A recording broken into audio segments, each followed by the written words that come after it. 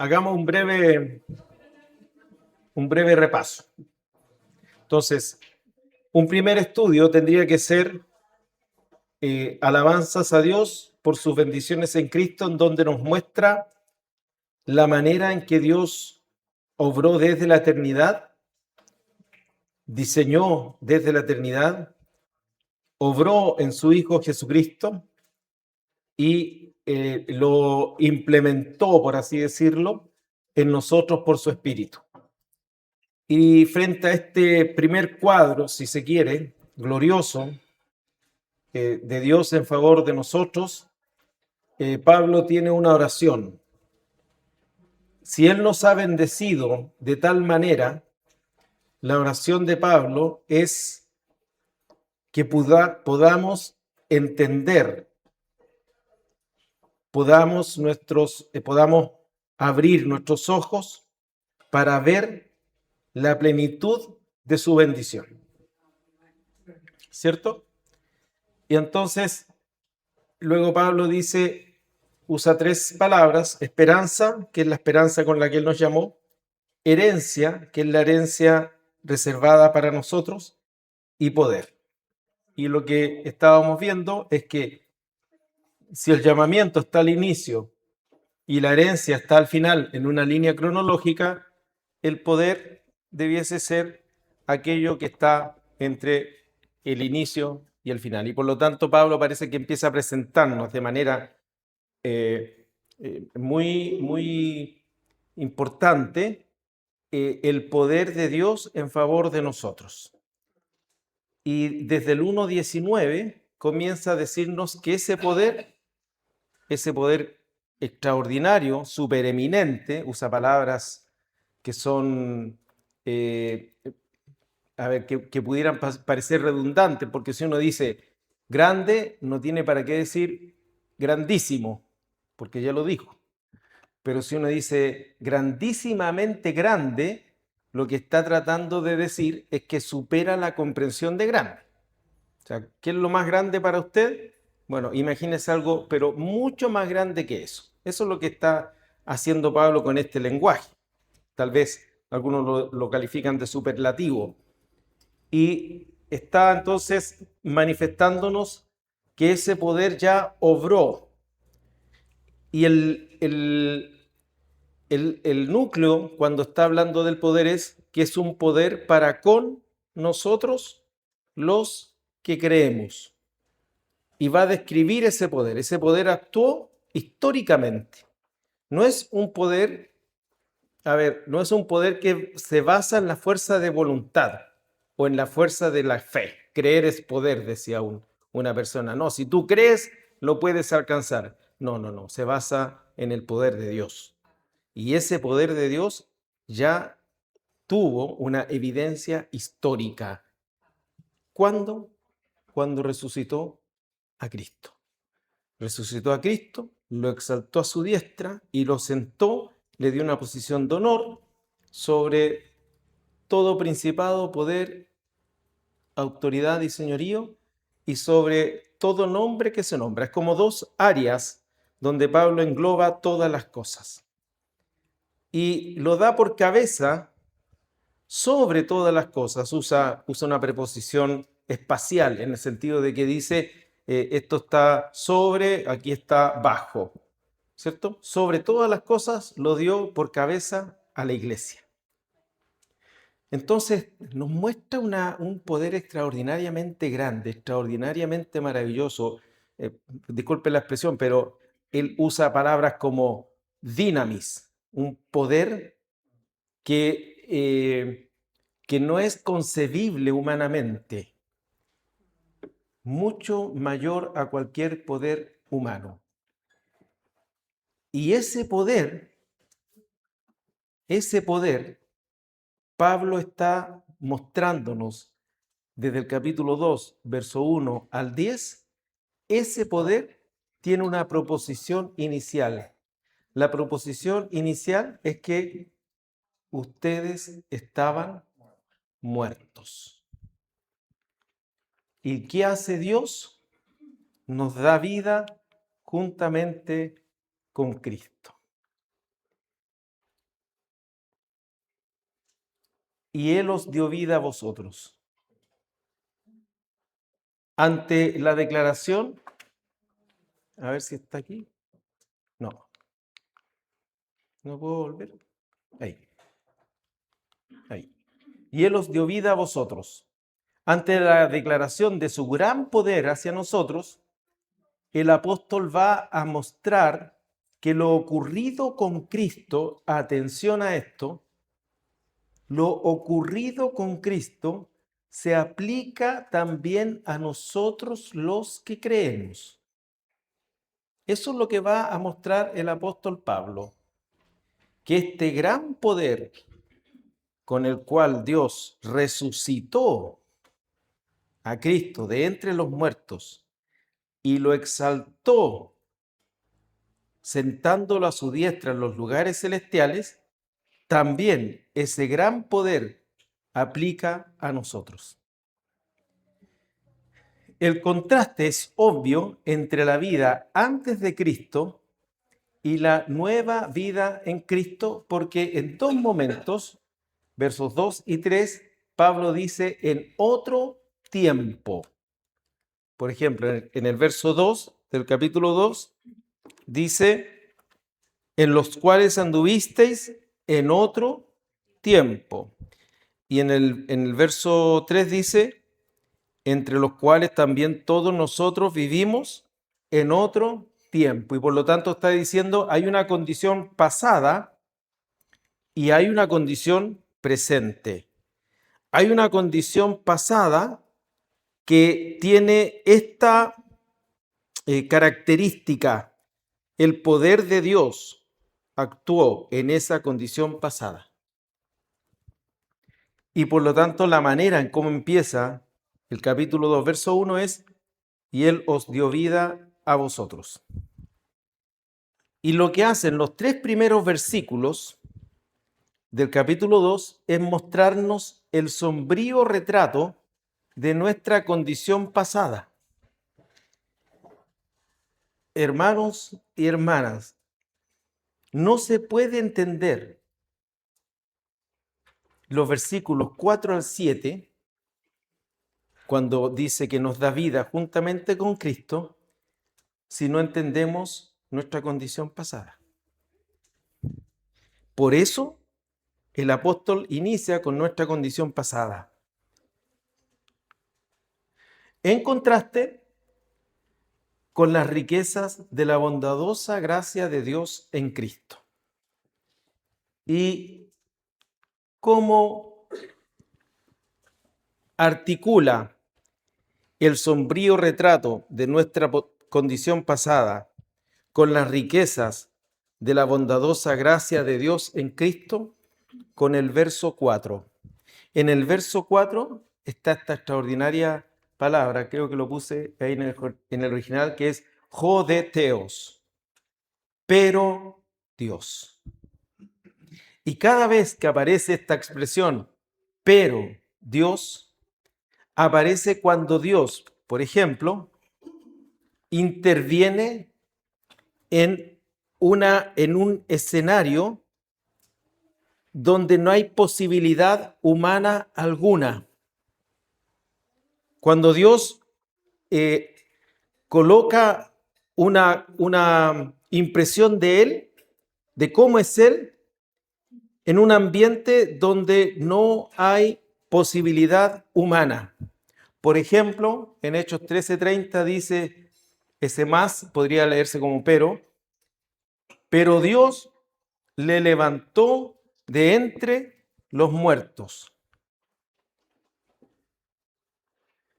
En el 15:5 de Romanos, el Dios de la paciencia, ahí uno pudiese leer en el original, pero el Dios de la paciencia y de la consolación. Noten, hermanos, que está mostrando en Romanos 15:5, está mostrando que hay una característica en Dios que explica la manera en que Dios interviene.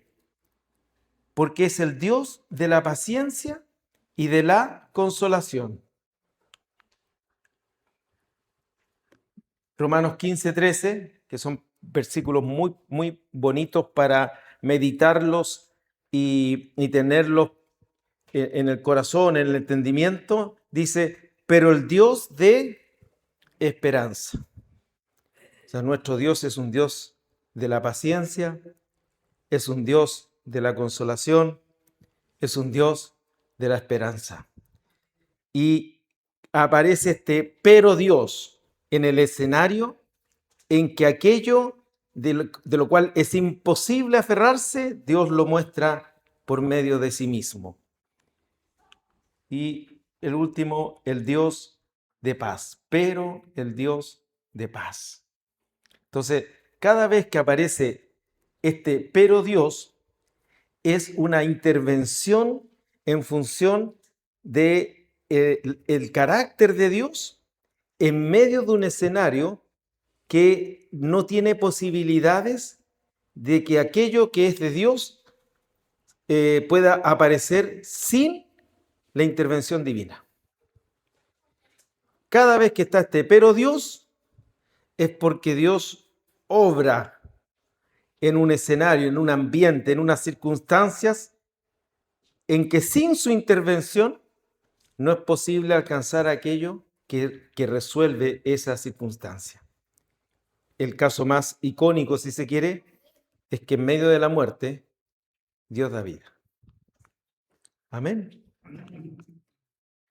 Entonces, en el verso 4 aparece el punto, digamos, o el momento de inflexión. Y el primer momento, recuerden que podríamos estudiar este pasaje en tres grandes momentos. El primer momento, donde se nos habla de la sombría condición de la humanidad, en realidad lo que el apóstol está colocando aquí es la condición universal de la humanidad caída. O sea, no está diciendo el apóstol que esta condición es referida a los bárbaros del siglo IV antes de Cristo, o está referida a una cierta época, la época oscura de la humanidad, o está referida a una cierta tribu, o a una cierta parte del continente. No, lo que Pablo está mostrando es una condición universal de la humanidad. Lo que Pablo está diciendo es independiente del tiempo, de la época, de la etnia, de la raza, si se quiere, independiente de los momentos históricos de la mayor barbaridad humana, de la barbarie humana, independiente de eso, esta es la condición de todos los seres humanos, de todos los tiempos y de todos los lugares. Y eso es Efesios 2, 1 al 3. Y tiene tres declaraciones que están unidas. La primera de ellas dice nuestra condición. Estábamos muertos, pero también estábamos esclavizados. O sea, no teníamos posibilidad de librarnos. Y además, estábamos condenados.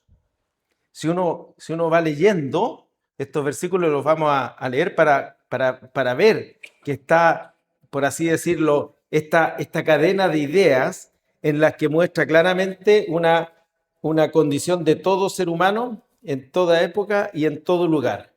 Muertos, esclavizados y condenados. Entonces, mire, está muy feo el panorama.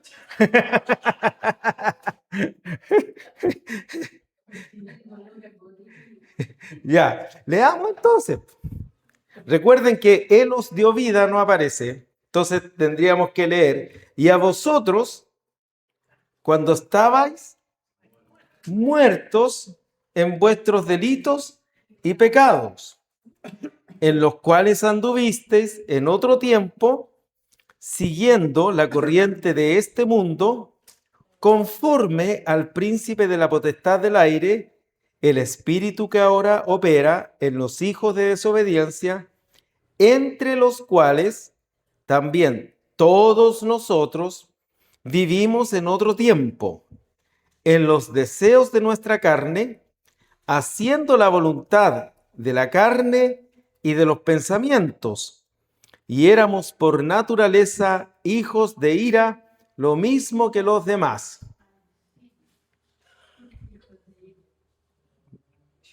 Más encima. O sea, no solo estábamos muertos, estábamos esclavizados, y usando el lenguaje de mi querida hermana, y más encima, condenados. Eso está diciendo el apóstol. Estábamos muertos. Es la descripción demoledora de la condición espiritual de la humanidad sin Cristo. Separados y alienados de Dios. La muerte espiritual. Cuando Dios le dice a Adán que no coman del árbol, ¿cuál fue la advertencia? Porque el día que de él comieres, ¿qué iba a ocurrir? Morirás, ¿cierto? Ciertamente morirás. Una pregunta, ¿comieron? ¿Murieron ese día? Adán siguió viviendo más de 900 años.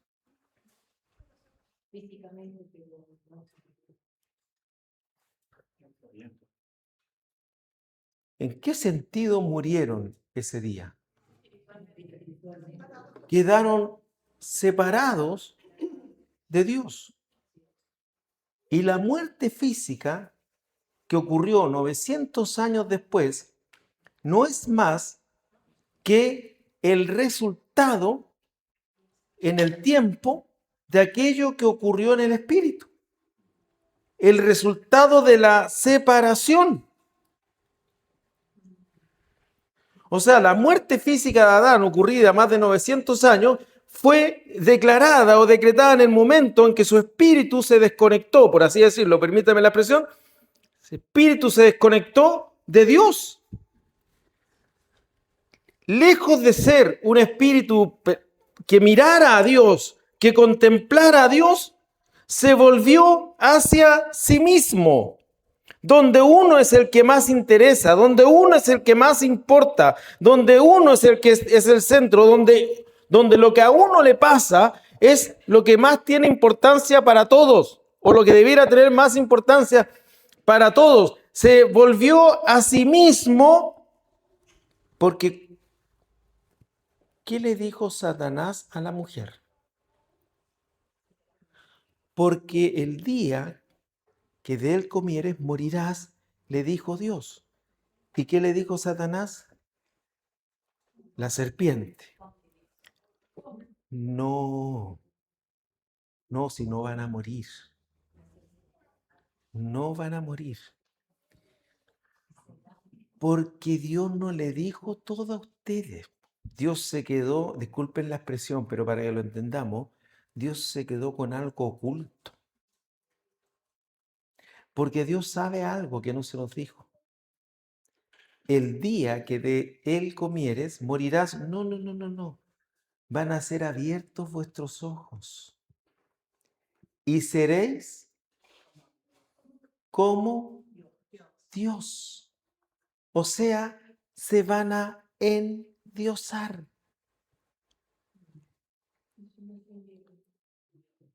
Con dinero o sin dinero. Hago siempre lo que quiero. Póngale música, maestro.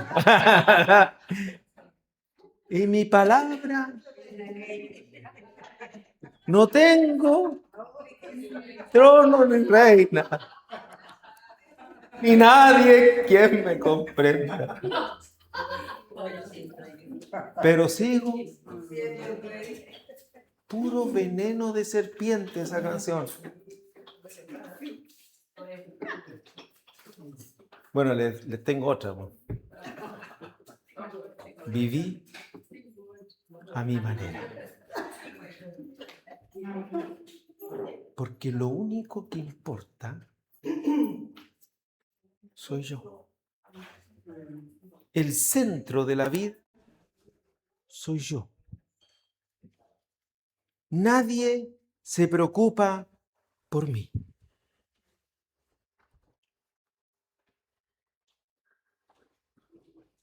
Me caso para ser feliz. Importo yo. Compro para sentirme bien. Importo yo. No estoy diciendo, hermanos, que no nos casemos para ser felices. O sea, no significa lo contrario. Porque lo contrario a casarnos para ser felices, ¿qué es? Casarnos para Dios. Y Dios maravillosamente sustenta nuestro matrimonio en la enfermedad y en la salud. Sustenta nuestro matrimonio cuando hay y cuando no hay. Porque nos casamos para Él.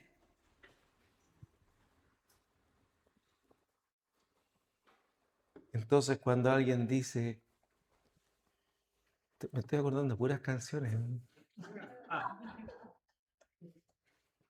tengo derecho a ser feliz, se la sabe. Voy a tomarte mejor un poco. No, y la canta y se emociona. Me emociono porque tengo derecho, hermana, a ser feliz. Después vamos a hacer karaoke aquí. Pero aquella condición que está puesta en tanta canción, en tanta letra. Caminante no hay camino. Se hace camino al andar. Al andar se hace camino. Y al volver la vista atrás se ve la senda que nunca más se ha de volver a pisar. Me puse poeta al ver al hermano Tulio. Caminante no hay camino.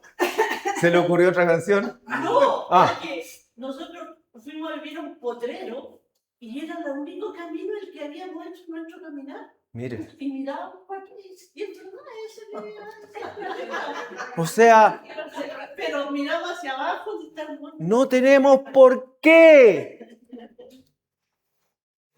seguir el camino de Dios, porque no hay camino. Usted decide su destino. Se ríe la hermana, pero si eso nos dice, decide tu destino y sé feliz. Es lo que me tocó. No me dé más para pensar, por su vida. Fíjense, hermanos, que eso es veneno de áspid, veneno de serpientes.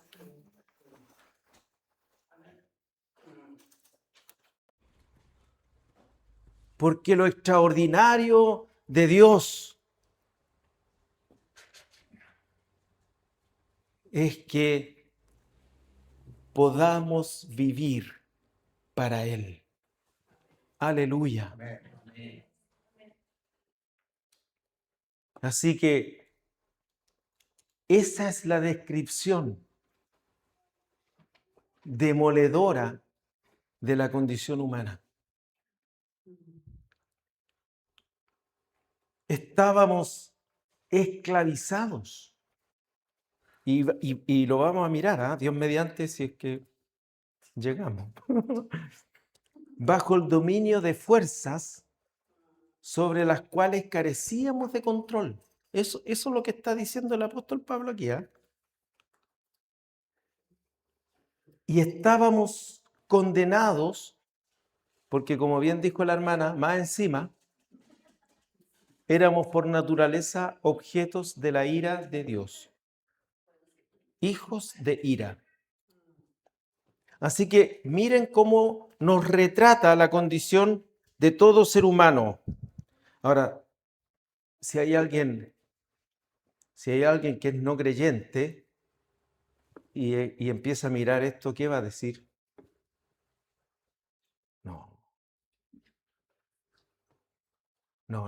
no es así. Ahora, si hay alguien creyente como todos nosotros, ¿qué vamos a decir? Oye, es fuerte lo que dice el hombre. Es fuerte, ¿ah? Hasta a nosotros nos cuesta creer que es así. Lo que hace Pablo aquí, en estos 3 versículos, es un extraordinario resumen de los 3 primeros capítulos de la carta a los Romanos. ¿Cómo terminan esos 3 capítulos? Esos 3 primeros capítulos, todos estábamos condenados. No hay justo ni aún uno. No hay quien haga lo bueno. Ya hemos acusado a gentiles y judíos que todos están bajo el juicio de Dios. Así que vamos a tratar de ver poquito, por lo menos, cada una de estas 3, ¿ya? Estábamos muertos. ¿Recuerden cuáles son las 3? Muertos, esclavizados y condenados. Estábamos muertos. Y usa 2 palabras para decir en qué consistía esa muerte. ¿Cierto? ¿Qué dice? Estábamos muertos en delitos. Delitos. En el original griego dice paráptoma. Y es una transgresión. O sea, es un paso en falso, es una desviación, es traspasar un límite. La transgresión es cuando nos dijeron, no pases de aquí. ¿Qué hizo uno? Pasó, transgredió. Cuando a uno le dijeron, esto no se hace, y uno igualmente lo hace. Por lo tanto, los delitos son todo o es todo aquello que deseamos hacer en cuanto al mal. Dicho de otro modo, todos sabemos, por ejemplo, que está mal ofender. Todos sabemos eso, ¿cierto? Más ahora que nos dicen que no podemos ni siquiera decirle sobrenombre a las personas porque podemos ofender la sensibilidad, etcétera, etcétera. Todos sabemos que está mal ofender, pero a veces lo deseamos hacer cuando estamos enojados. Si no, vaya en un auto, ¿ah? Y tóquele la bocina al de adelante. Mire, se puede bajar el de adelante, lo puede insultar y puede cometer cualquier locura.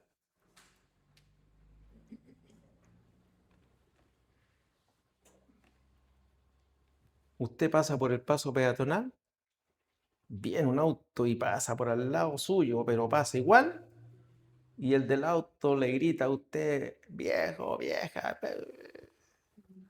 Transgredimos siempre los límites.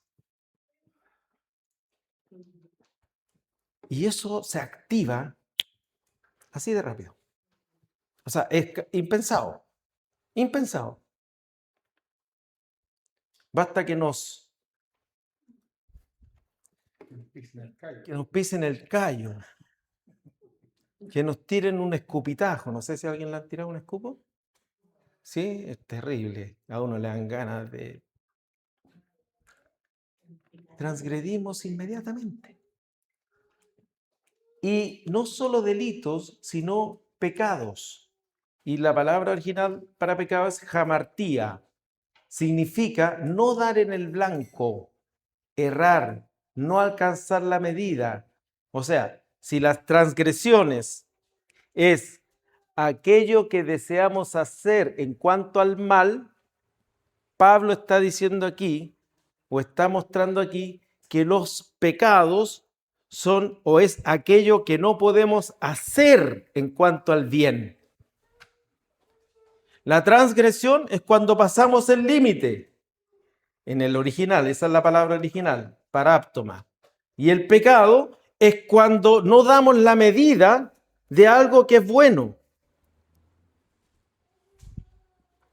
Como bien dijo una vez un hermano diciéndonos o explicándonos que era comer del árbol de la ciencia del bien y del mal. No poder dejar de hacer el mal que no queremos hacer. Y tampoco poder hacer el bien que sabemos que tenemos que hacer. No dejar de hacer el mal y tampoco poder hacer el bien.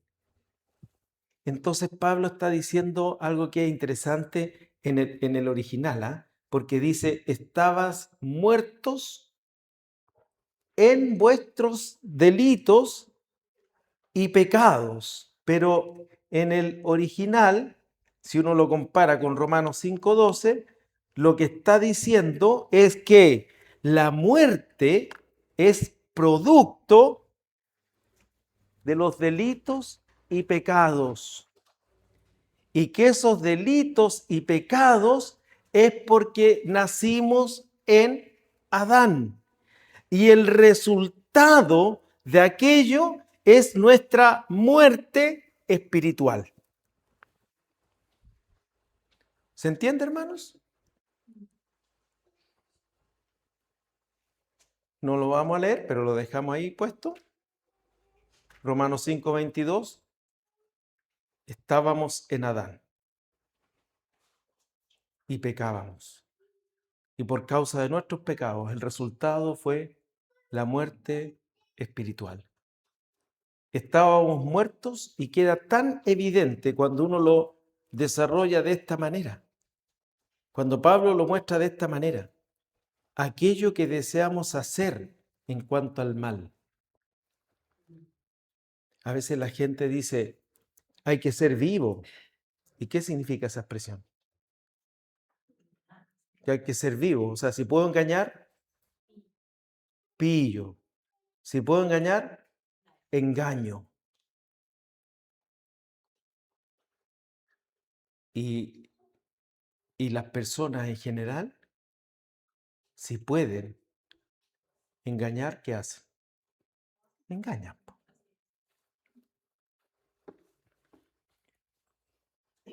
Y aquello que no podemos hacer en cuanto al bien. Sabemos lo bueno, pero nos justificamos cuando no alcanzamos a hacer aquello que es bueno. Sabemos lo bueno, y ayer compartía Juanito una palabra de la justificación, y mientras Juanito Esparza compartía, yo decía, ¿cómo es este anhelo del hombre de estar justificado? O sea, no doy la medida, pero me quiero justificar de que no di la medida. ¿Me explico? O sea, por ejemplo, si yo estoy en un determinado trabajo y tengo que cumplir con ciertas tareas y nadie las está cumpliendo, ¿qué hago yo? Tampoco las cumplo. Y si viniera el jefe y me dijera, ¿por qué no las cumpliste? ¿Qué hago inmediatamente? Me justifico.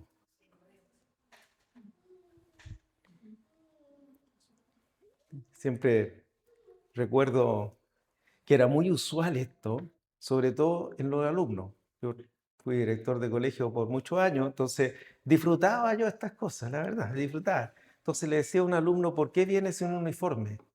¿Y qué creen que me decía el estudiante, el alumno o la alumna? ¿Y cómo él? ¿Y cómo ella? ¿Y por qué a mí nomás? ¿Cuál era inmediatamente la reacción? Si no doy la medida, me justifico. Es natural. Es absolutamente natural. Pero es pecado. O es transgresión. O sea, si yo puedo copiar en una prueba sin que el profesor me vea, ¿qué creen que hago? Copio. Sí. Copiamos, si está fácil. ¿Sí o no? Si puedo marcar la tarjetita de salida, es decirle a un compañero, márcame una hora después para ganar hora extra, ¿qué hago yo? Me la marca. Bueno, hermano, es terrible. Terrible, porque mi papá trabajó en Propa, mi papá era contador y trabajó en una empresa que hace cuadernos. Entonces llevó a algunos hermanos a trabajar con él y había un hermano que robaba cuadernos. Salía todos los días con 3, 4 cuadernos en la mochila, así. Lo sacaba, po. Y lo pillaron. Y mi papá lo fue a encarar. Lo fue a encarar, pues le dijo, oye, te traje aquí para darte un trabajo y mira cómo actuaste. Me vinieron a pedir explicaciones de ti. ¿Por qué te traje? Porque mi papá era así, pero yo chiquitito, bueno, sí, sigo chico, pero chiquitito, digamos, niño. No se ría, Laurita, no es gracioso. Cuando tenía menos edad.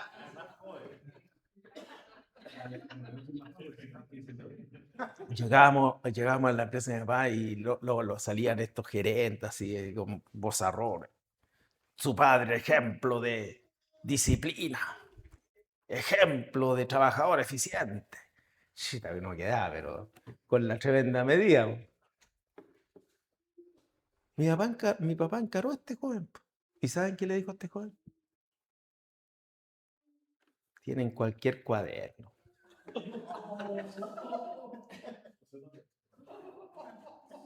Tienen cualquier cuaderno y me van a echar porque saqué 3 cuadernos. Así es la condición de la humanidad. Entonces es tan maravilloso cuando Juan dice cómo era Jesús. Juan dice cómo era Jesús. En él estaba la vida. Y la vida era la luz de los hombres. La manera de vivir de Jesús alumbró. Un hombre que no ofendió. Y Pedro, que vio milagros extraordinarios, vio caminar a Jesús sobre el mar, vio a Jesús hablarle a la tempestad, al viento y calmarla, vio a Jesús multiplicar 5 panes, vio a Jesús cuando Pedro se convirtió, según el relato de Lucas, vio a Jesús que dijo una palabra y empezaron a aparecer peces. Cuando Pedro tiene que decir cómo era Jesús, dice que cuando le maldecían, no respondía con maldición. Cuando padecía, no amenazaba. Maravilloso. Esa es la medida. Nunca se desvió nuestro bendito Señor. Nunca transgredió un límite que el Padre puso. Nunca. Siempre dio en el blanco con sus palabras, con su conducta. Aleluya. Bendito el Señor. Ese es nuestro Jesucristo. Estábamos muertos en delitos o a causa de los delitos y pecados. Y estábamos esclavizados. ¿Por qué? Porque aquí, no sé si al leerlo en la Reina Valera dice, verso 2, en los cuales anduvisteis en otro tiempo, siguiendo la corriente de este mundo. Esa palabra siguiendo la corriente, o siguiendo, se puede traducir como bajo el control de.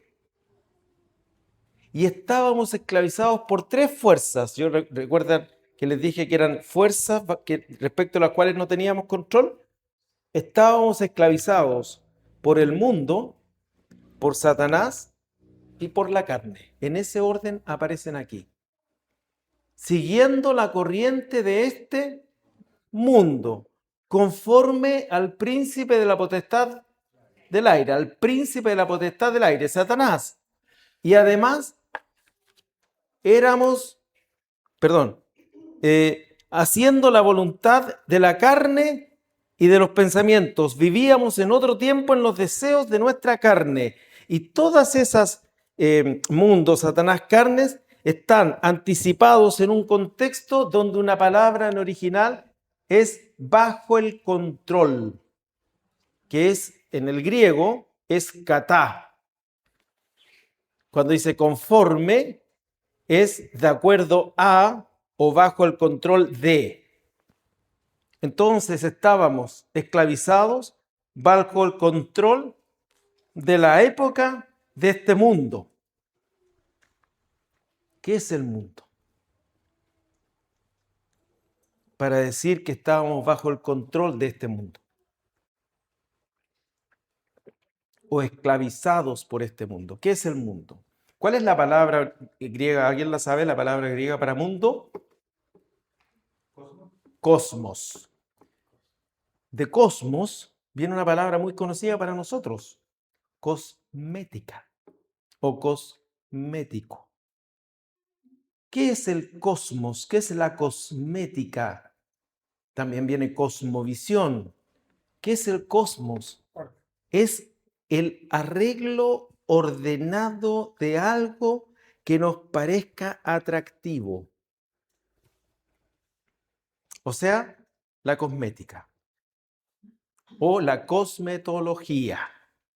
El estudio de provocar un ordenamiento, un arreglo, normalmente en este caso digamos facial, que sea bonito, que sea hermoso, ¿cierto?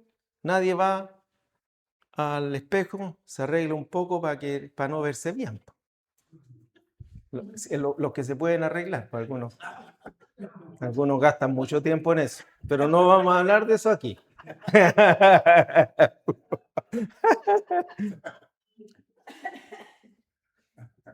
El cosmos es un ordenamiento que tiene un arreglo de tal manera que nos parece absolutamente atractivo, nos es atrayente, es adornado. Es como un mall. Un mall, un centro comercial. Hermoso, hermano. Lindo. ¿Ah? Uno va, entra, lo iluminan, le ofrecen zapatillas Nike, Puma, le ofrecen joyas, le ofrecen ropa y está todo tan lindo, pero tan lindo que uno dice, no me pude resistir.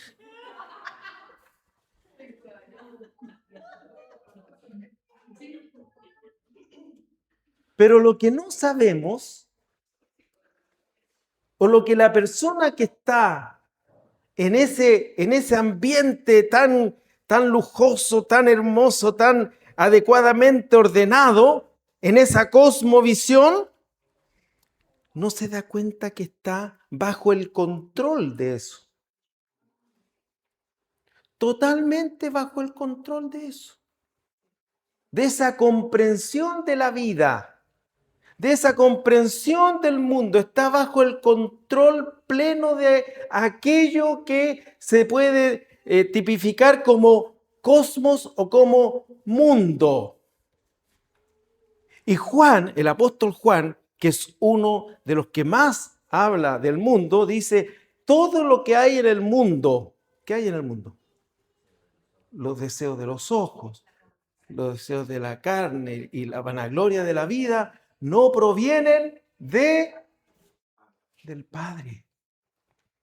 No provienen del Padre. Y uno está esclavizado bajo esta forma de entendimiento.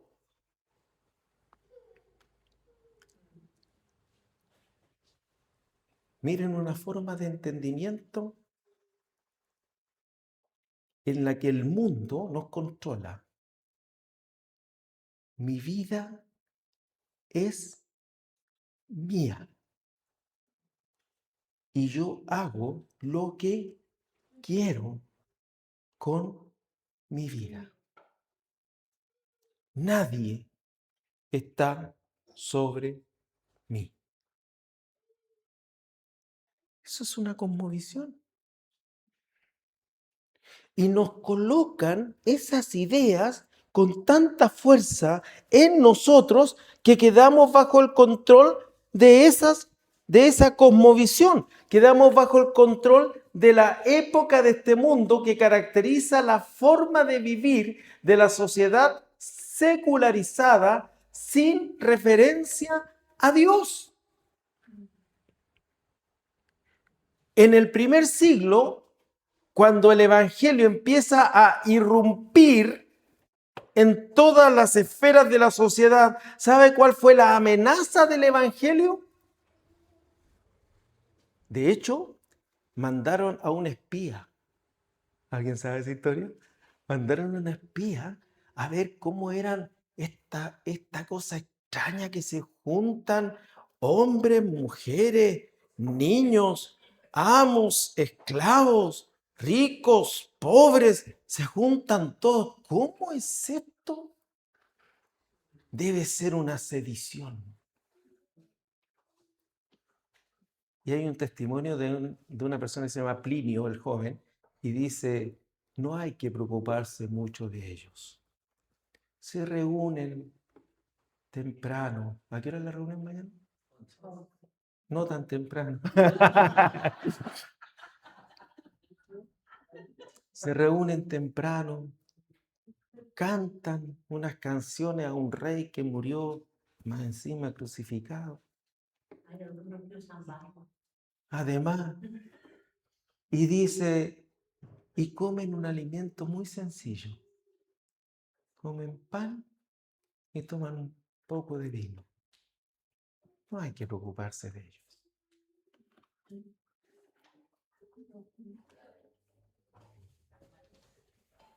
Pero ahí, hermanos, hermanas, estaba el Evangelio del reino de Dios y estaba destruyendo la cosmovisión del primer siglo estratificada en hombres libres y hombres esclavos, en mujeres y hombres o varones, en razas, en etnias, en niños. Los niños no tenían ningún derecho, no participaban de absolutamente nada.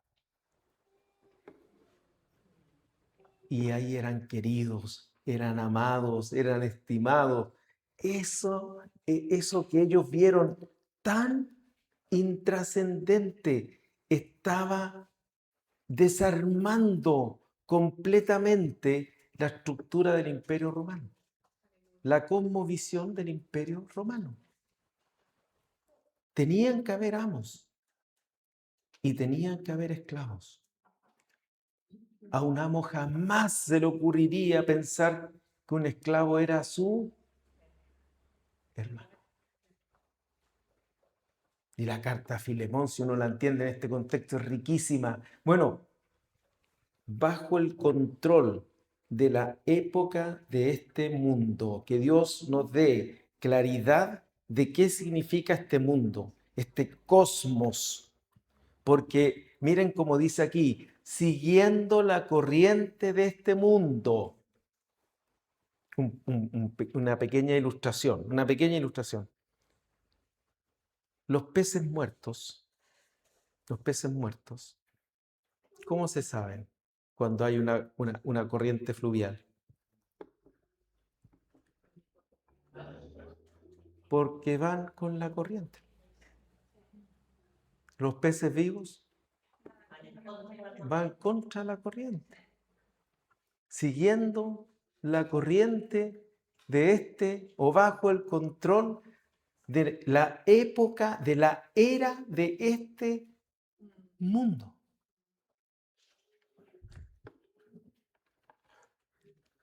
Sin referencia a Dios. Expresa un sistema de valores sociales ajenos a Dios que domina y subyuga. Además de estar esclavizados por el mundo, estábamos esclavizados por Satanás, porque dice, conforme al príncipe de la potestad del aire, el espíritu que ahora opera en los hijos de desobediencia. O sea, estábamos bajo el control de aquel que gobierna, lo puse de esta forma, la esfera del aire.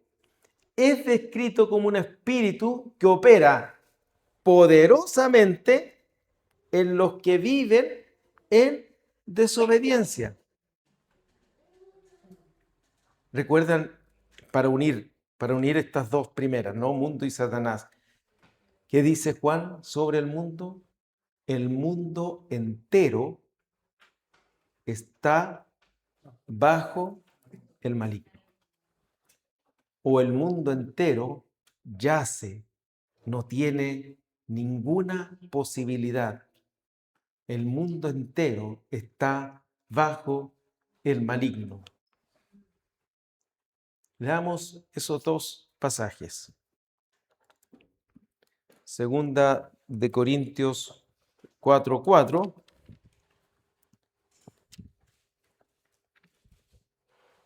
Fíjense, leamos del verso 3. Segunda Corintios 4:3 dice, pero si nuestro evangelio está aún encubierto, el evangelio aún encubierto, entre los que se pierden está encubierto, en los cuales, ¿qué ocurrió? El Dios de este siglo, Satanás, cegó el entendimiento de los incrédulos para que no les resplandezca la luz del evangelio de la gloria de Cristo, el cual es la imagen de Dios. Actúa poderosamente. ¿Cómo lo hace? Cegando el entendimiento. Seguramente alguno vio la película La Pasión. Creo que la citó Rubén el otro día. Y la citó de manera, yo encontré tan clara, porque la citó diciendo que Satanás le decía, a Cristo le decía, no vas a poder. No, cargar todo el pecado de toda la humanidad. No, es mucho para ti. No tienes por qué hacerlo. No te corresponde.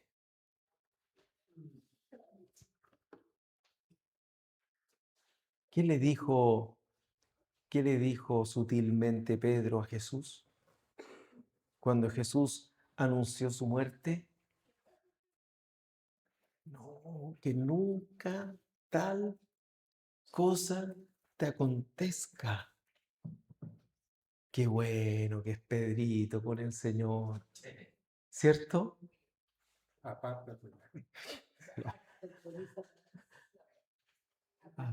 ¿Qué discernió Jesús en esa sutil voz?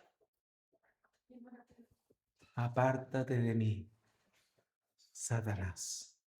¿Por qué? Porque no pones la mira en las cosas de Dios, sino en las de los hombres. Que nunca te pase tal cosa.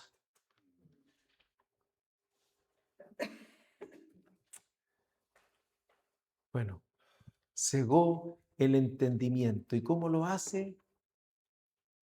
Facilito. Susurra despacito. Sutil.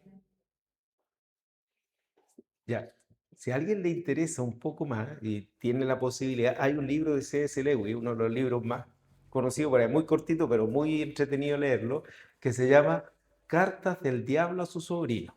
Es un autor cristiano y el libro se llama así, Cartas del Diablo a su sobrino. Y es como un diablo viejo le enseña a un diablo joven a tener un hombre bajo su control. Entonces, entre otras cosas, léanlo, ¿ah? Pero súper interesante. Entonces, lo voy a poner después para la otra. Cartas del diablo. Le dice, mira, no permitas nunca que entre a una iglesia. Le dice el diablo viejo. Porque a la hora que entra, puede empezar a escuchar y nos van a desenmascarar. Así que no permitas que nunca entre a la iglesia. Bueno, y la historia cuenta que el hombre que estaba tratando así entra a la iglesia. Y el diablo viejo que se llamaba Scrutopo y el joven que se llamaba Orugario, son dos nombres raros que inventó Lewis. El diablo viejo le dice, pero ¿cómo te ocurrió eso? Entró a la iglesia. No, no.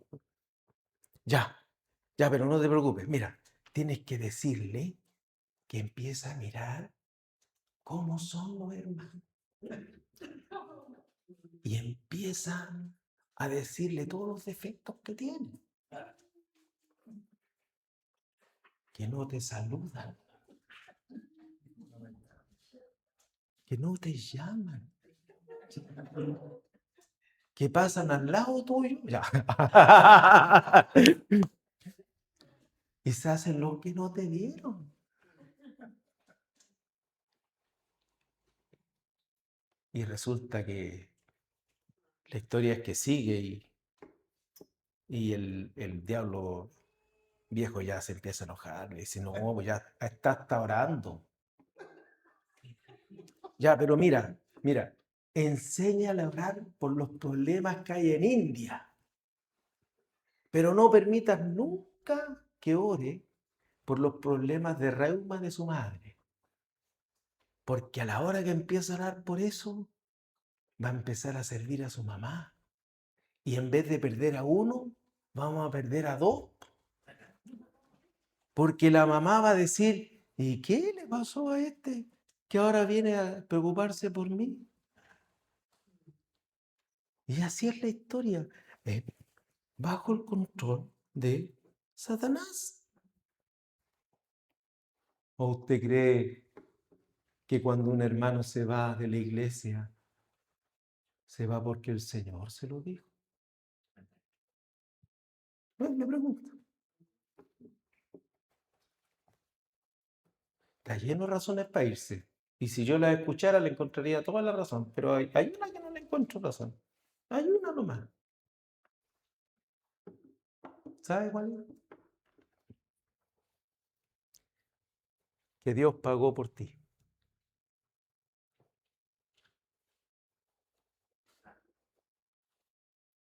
Y si Dios pagó por ti, no te perteneces a ti mismo. Y si no te perteneces a ti mismo, no puedes tomar las decisiones que surgen de tu propio razonamiento. Eso nomás. Ya no somos nuestros. Una chica, estoy contando pura historia y ya son las 7:15, hermano. Ya, una chica estaba en la época de la revolución estudiantil. Tan enfervorizados los chiquillos por todos lados, que hay que salir a marchar por la educación pública, gratuita y de calidad, y que bla, bla, bla, bla. Y una chica, una niña creyente, dijo, yo tengo que salir, y dio todo su discurso, y yo estaba presente. Entonces, claro, yo creo que, bueno, yo tengo que hablar lo que tengo que hablar, pues a veces caigo bien, a veces caigo pésimo, pero bueno. Y le dije, tengo una sola pregunta que hacerte. ¿Tú crees en Cristo? ¿Y qué tiene que ver con eso? No, pero respóndemela, porque si no crees en Cristo no tengo nada. No, si yo creo. Bien. Tu cuerpo no te pertenece. Tu cuerpo no lo puedes llevar donde Dios no quiere que esté. Tu cuerpo es para el Espíritu Santo. ¿Quiere decir que no puedo ir? Todas las razones que diste para ir, ninguna tienen referencia a la autoridad de Cristo sobre ti. Ninguna. Si yo te hubiera escuchado una referencia, al menos una, a la autoridad de Cristo sobre ti y sobre tu cuerpo, hasta yo voy, pero no te escuchen nada. Tu cuerpo es para Cristo. Este cuerpo no es una idea mística, porque Pablo a los romanos, ¿sabe lo que le dice? Presenten vuestros miembros, o sea, vuestras manos, vuestros ojos, vuestros oídos, vuestros pies. No sé si alguna vez han orado así, te presento mis ojos a ti, Señor. ¿Han orado así? No, así tenemos que orar.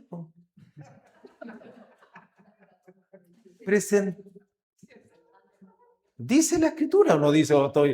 Dice que presentemos nuestros miembros ¿a quién? A Dios. Como instrumentos de justicia. Entonces mis ojos tengo que decirle a Dios: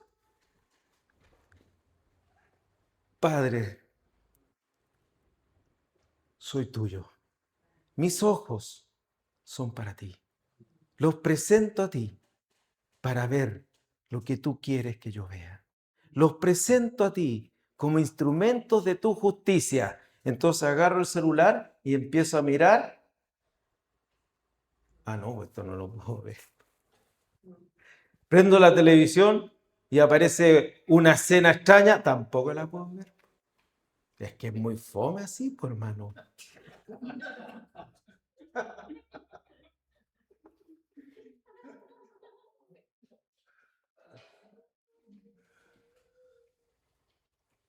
Sí, pero hágalo entretenido. Presentar nuestras manos como instrumentos de justicia a Dios. Bueno, el maligno siempre nos va a susurrar lo opuesto.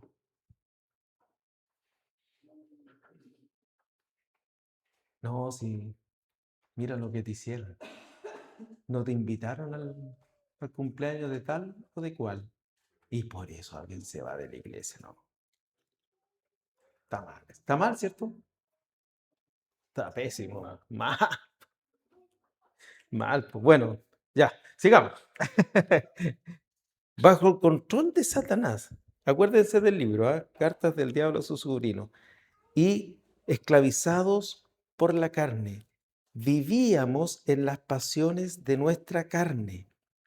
¿Qué es la carne? Y encontré una definición que me parece muy apropiada al contexto de Efesios. Es la característica egocéntrica de la naturaleza humana,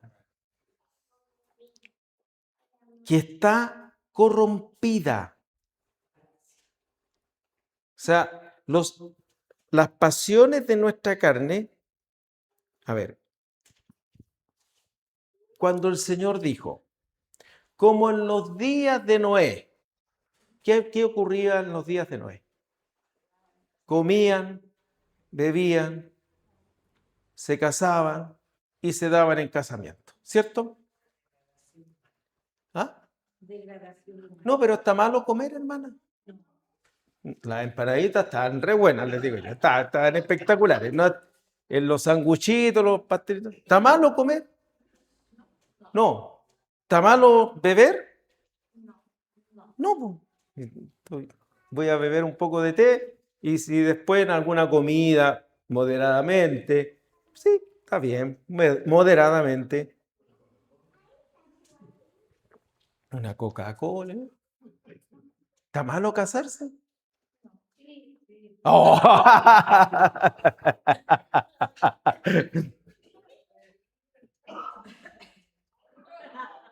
Pregunto, ¿y por qué el Señor lo puso como una señal de su venida? En otra parte dice como en los días de Lot. Y más o menos menciona las mismas cosas. ¿Sabe por qué es una señal? No está malo comer, no está malo beber. Obviamente no está malo casarse o darse en casamiento. Lo que está malo que es vivir para comer.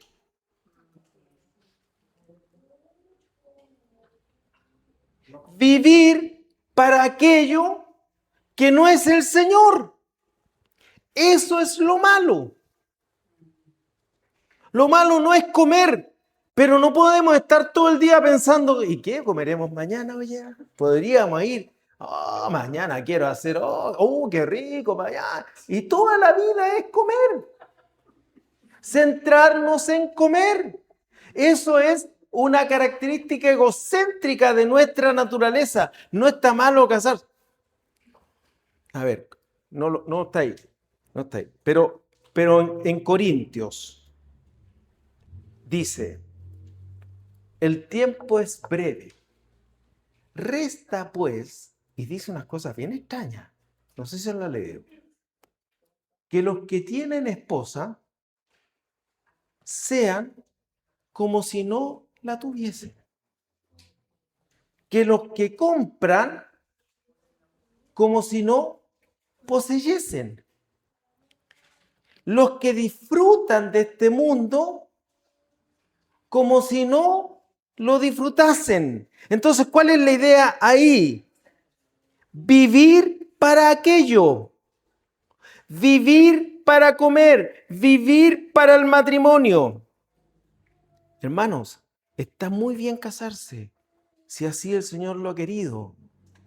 Pero una cosa errada es vivir en función de.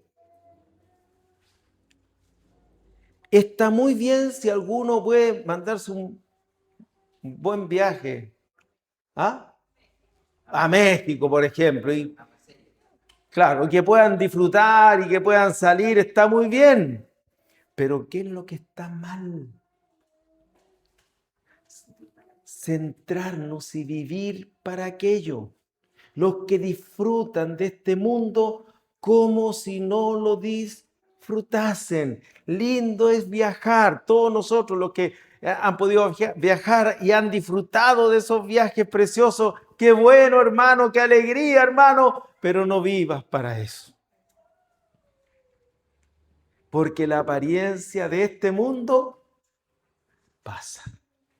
Entonces, la carne, los deseos de la carne nos tienen controlados. Estábamos muertos, estábamos esclavizados.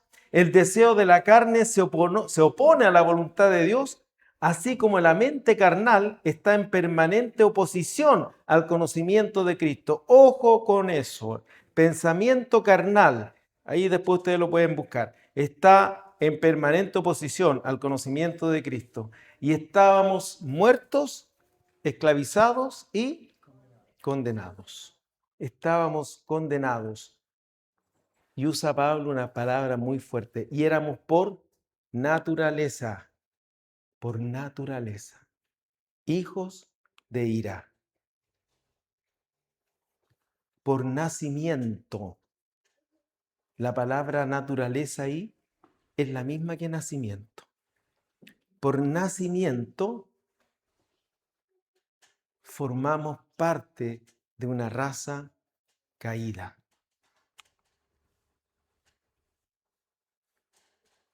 Corresponde a nuestra condición natural cuando estamos librados a nosotros mismos. Hijos de ira se refiere a un hebraísmo que encarna aquello que lo califica. O sea, cuando alguien no es que tenga ira, no es que le dé rabia, es un airado. Encarna aquello que lo califica. Y por lo tanto queda como un objeto del juicio y de la correcta ira de Dios. Describe a las personas que por su naturaleza pecaminosa y desobediencia merecen y están destinados a experimentar el juicio o la ira de Dios. Este es el sombrío escenario. Después de hablar hacia el final del capítulo 1 del poder de Dios para con nosotros, dice, y ustedes estaban muertos, esclavizados y condenados.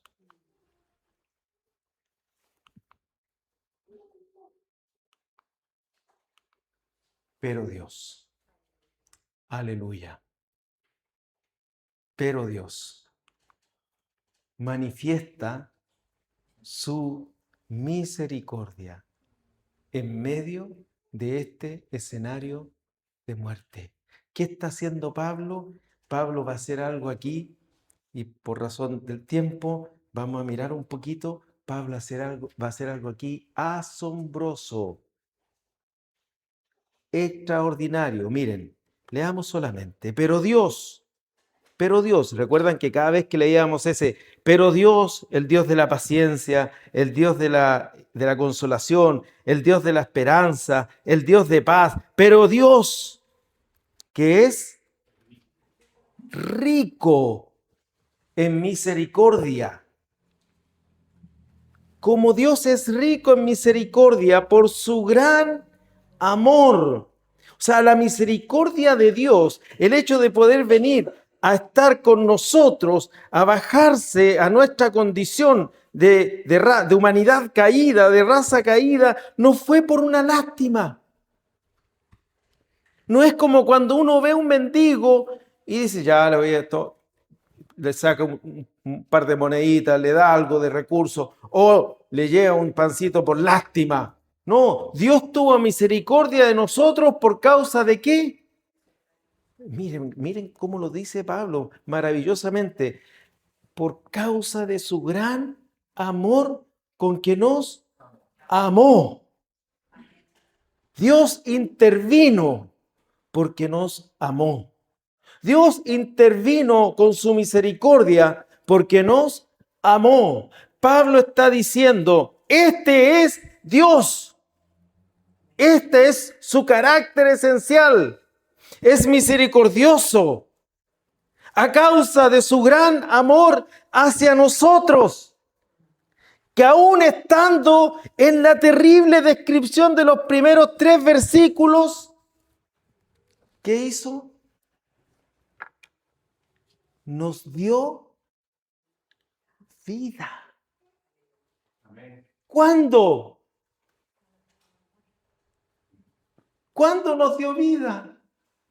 Juntamente con Cristo. Charles Spurgeon. La Biblia no nos describe como enfermos espirituales, sino como muertos. No como débiles, sino como incapaces de buscar a Dios. El pecador está tan muerto que no percibe el olor de su corrupción. Si no fuera por la gracia, nunca sabría que está perdido. Se manifiesta el carácter de Dios rico en misericordia.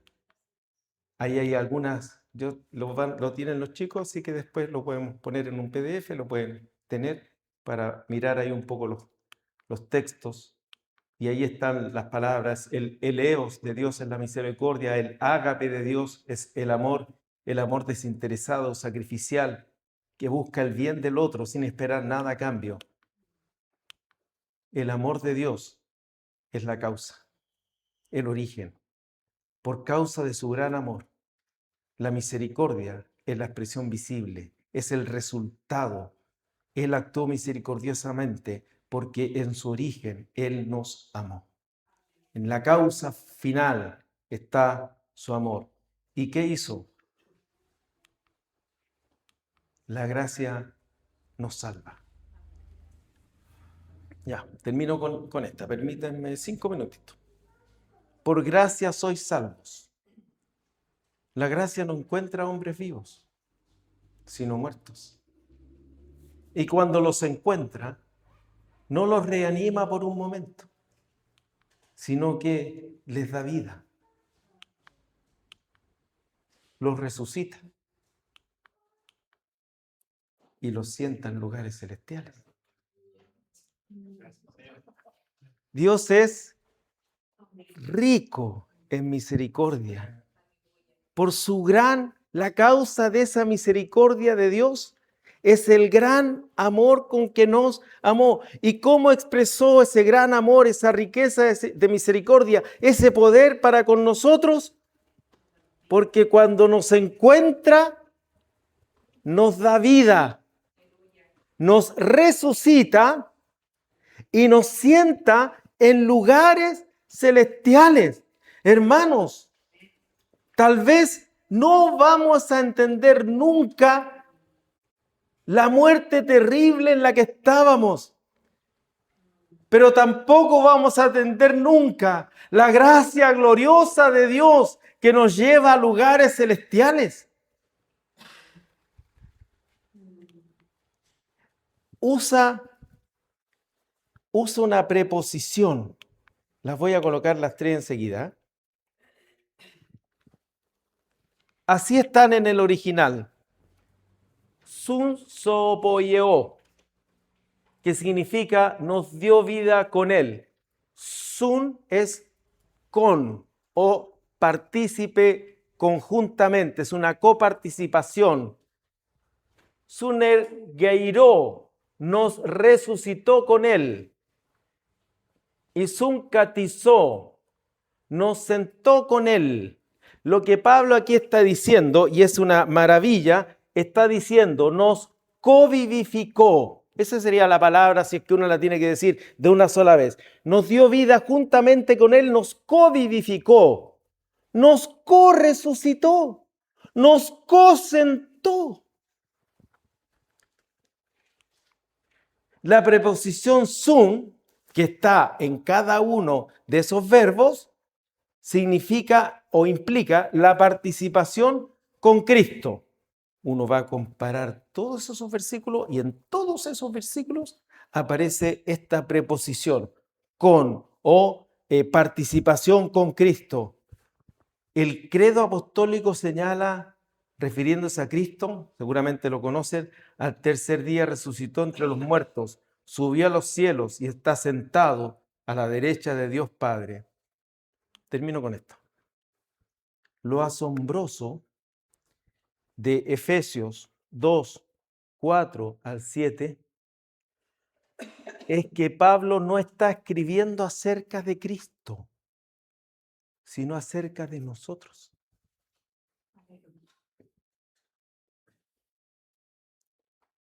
O sea, lo que dijo del poder de Dios hacia el final del capítulo 1, respecto de cómo ese poder de Dios resucitó a Cristo de entre los muertos, lo exaltó y lo sentó a su diestra, ahora está diciendo que eso nos ocurrió también a nosotros.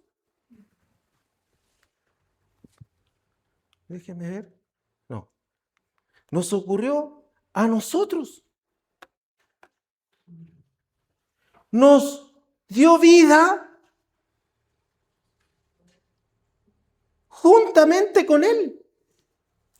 Cuando el Padre le dio vida de entre los muertos a Cristo, también lo estaba haciendo con nosotros.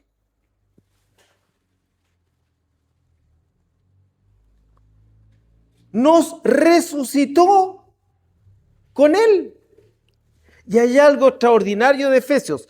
En todos estos versículos, después si ustedes quieren, les gusta estudiar y lo ven y lo buscan, en todos estos versículos, particularmente los de Colosenses y Romanos, nos dice que nos resucitó con Él o que nos dio vida con Él. La característica de Efesios es que en ninguna otra parte Pablo dice esto, que nos sentó con Cristo en los lugares celestiales. Aleluya.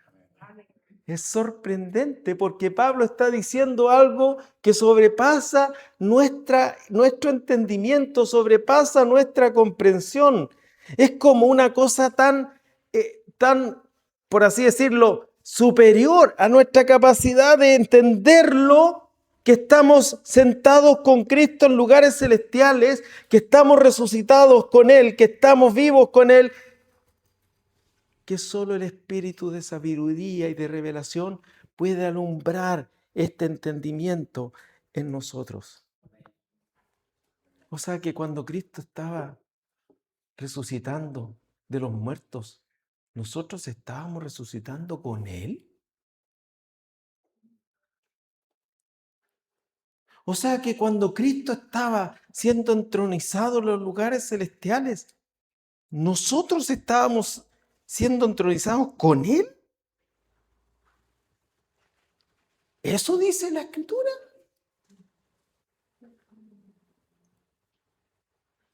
Sí. Amén. Eso dice. No lo entiendo. Y yo tampoco. Pero lo creo. Lo recibo. Estoy con Él. Y sabe, hermano, yo ni nacía. Hoy nací hace 60 años, ¿no? Y esto ocurrió hace más de 2000. Pero sabe, el poder de Dios, cuando creí, el Espíritu Santo de Dios vino y trajo todo esto a mí. Aleluya. Es como si usted tuviese un cheque, pero extraordinariamente suculento.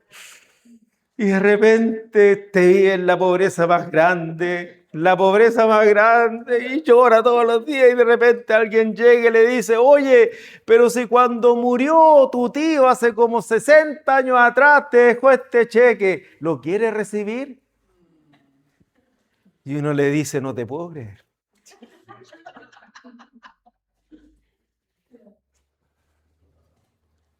Firma aquí. ¿Y uno qué hace? Firma. Y el cheque que estaba emitido hace 60 años atrás, 80 años atrás, envío. Creí que lo que ocurrió allá era como un cheque para mí. Y cuando creí, el Espíritu Santo vino, me habitó, y es las arras de nuestra herencia hasta la redención de la posesión adquirida. Aleluya.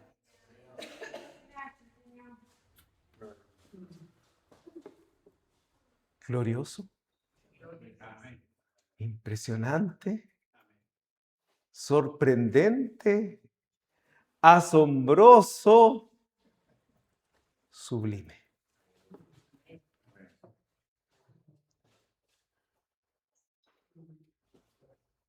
¿Y cuál? La supereminente grandeza de su poder para con nosotros. Nos dio vida con Él. Nos resucitó con Él. Y nos sentó en lugares celestiales con Cristo. ¿Está seguro eso? ¿Por qué sabemos que está seguro? Porque ocurrió en Él. Amén. Padre bueno, nos sorprende. Supera nuestra limitada comprensión.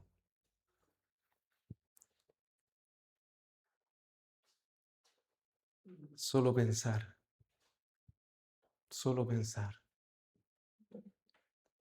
cómo actuó tu poder en Cristo nos hace adorar, levantar manos santas. Y más aún, Padre, pensar que tu glorioso poder supereminente fuerza, nos consideró a nosotros con Él. Nos supera, Señor. Necesitamos que por tu Espíritu Santo alumbren los ojos de nuestro entendimiento. Es tan urgente para nosotros, Señor, porque no lo vemos. Como está escrito, no lo vemos. Como Pablo, inspirado por tu Espíritu, lo dice en esta carta hace ya 2000 años. No lo entendemos. Pero permítenos, Señor, a veces como un niño pequeño, estar delante de ti para rogarte que nos enseñes, que haya espíritu de sabiduría y de revelación en el conocimiento tuyo. En el nombre de Jesús, en el nombre de Jesús, el diablo viene y nos susurra: nunca fuiste bueno para el estudio, nunca te gustó leer, nunca entendiste nada, ¿qué vas a entender esto? Nosotros reprendemos esa voz mentirosa y engañosa. Nosotros confesamos que somos tus hijos y confesamos que tu gracia ha venido sobre nosotros para salvarnos, para rescatarnos y para alumbrarnos. Aleluya, aleluya. Oh Señor, ahora en la intimidad del corazón, ¿cuántas de nuestras circunstancias quedan resueltas simplemente porque tú alumbres nuestro entendimiento, los ojos de nuestro corazón? Esta escena tan gloriosa y tan maravillosa que nos muestra el apóstol Pablo, tan sorprendente a nuestros oídos, que parece que nuestros oídos no podrían haber escuchado algo así. ¿Cómo a alguien se le ocurre algo así? Pero estamos ante tu poder, inclinados ante la grandeza de tu poder, ante la supereminente grandeza de tu poder para con nosotros los que creemos. Y queremos honrarte, Señor, y queremos al menos decir: creo, creo, creo, creo, creo, creo en aquel que resucitó de entre los muertos. Creo que fui resucitado con Él. Creo en aquel que se le dio vida y vida eterna, y a mí se me dio vida con Él. Creo en aquel que se levantó sobre todos los cielos, se levantó sobre todas las cosas y está sentado a tu diestra, Padre. Creo.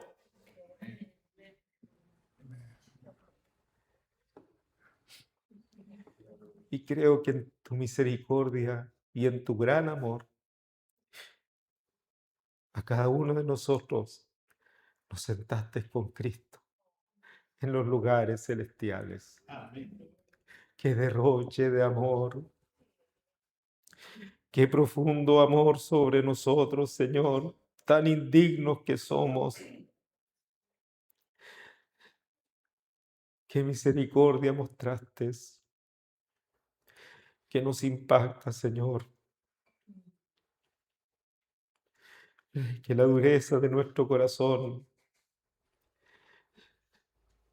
se derrita ante ti, Señor, ante la gloria tuya. En el nombre de Jesús. Amén.